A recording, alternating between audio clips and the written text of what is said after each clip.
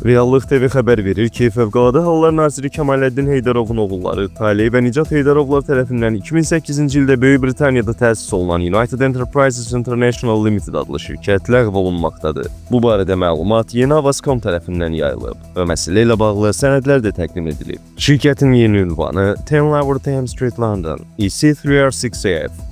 Qeyd olunur ki, bu ilin fevral ayında şirkətin ləğvi rəsmi olaraq elan edilib və hazırda rəsmi ləğv etmə prosesi davam edir. Bu Heydarov qardaşlarının Londonda bağlanan sonuncu şirkətidir. Bundan əvvəl də onların təsis etdiyi bir neçə kommersiya qurumu fərqli vaxtlarda fəaliyyətini dayandırıb. Rəsmi sənədlərə əsasən United Enterprises International Limited-ə 2023-cü ilin noyabr ayından Emil Sultanov adlı Azərbaycan vətəndaşı rəhbərlik edir. 1985-ci il təvəllüdlü Emil Sultanov yalnız bu şirkətdə deyil, eyni zamanda Azərbaycanda Taley və Nicat Heydarova bağlı olan çoxsaylı şirkətlərin rəhbəri kimi qeyd olunur.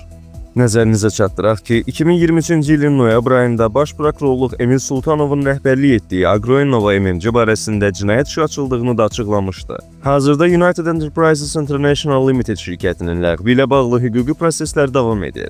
Bu məsələ həm Azərbaycanda, həm də beynəlxalq iqtisadi dairələrdə diqqətlə izlənməkdədir.